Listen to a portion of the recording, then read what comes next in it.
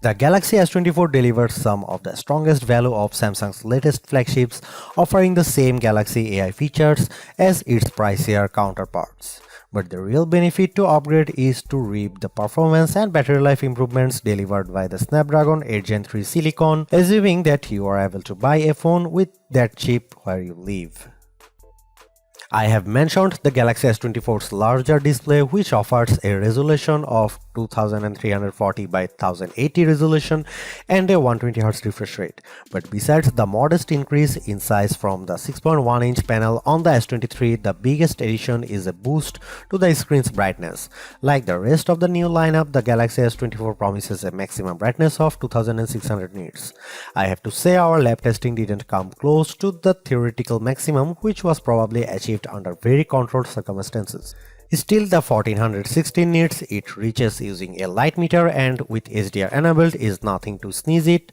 It improves upon the Galaxy S23's 1340 nit reading and was in line with the iPhone 15's 1400 nit result.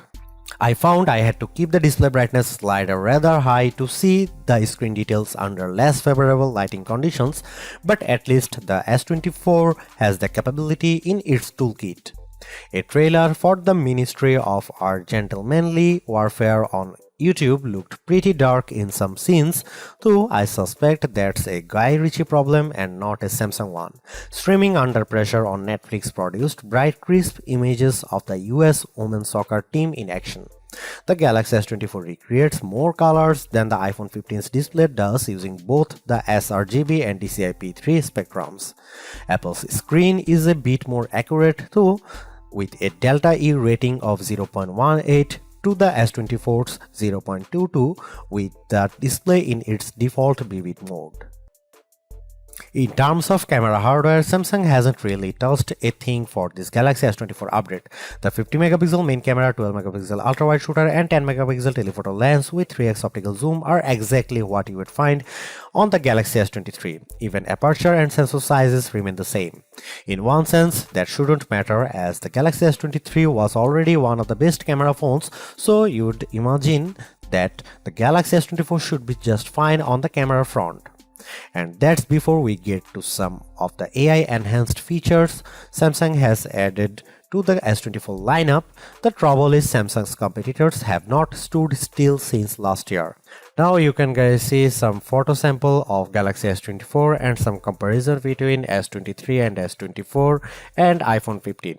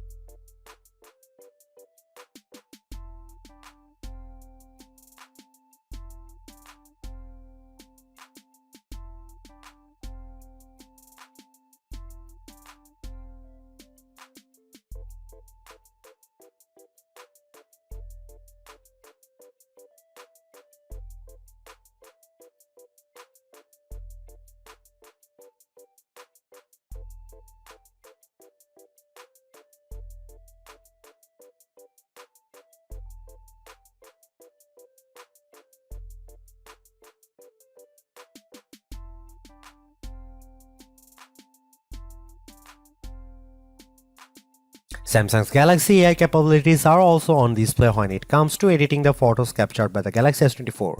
Editing tools essentially take two forms: edit suggestions and generative edits.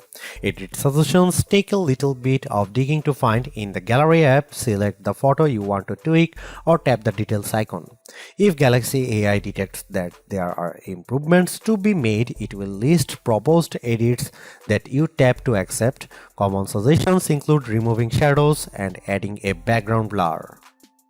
I had mixed results with suggested edits. An image of the bowls in the window of a store had some visible reflections that I wanted to remove, and the Galaxy AI tool did detect them. I just don't think it did a good job of removing them entirely, as I still see some glare in the photo. A more promising result was when I had edit suggestions to remaster a nighttime photo of me that looked pretty dark. The suggested edits tool brightened the background, which made the entire picture look more visible even if the lighting seems a bit unnatural to my eye. Generative edits will be familiar to anyone who has used the Magic Editor feature on the Pixel 8. Here you can move around and resize objects, and generative AI is put to work fixing the background so that everything looks natural in the end. Photos altered with generative AI receive a watermark plus a designation in the new images metadata.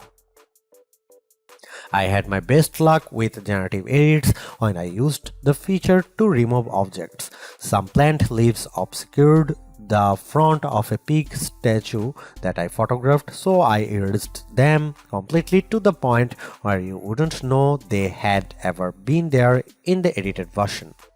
I have saved the best Galaxy AI image editing tool for last, the ability to turn videos you have shot with the Galaxy S24 into slow motion videos.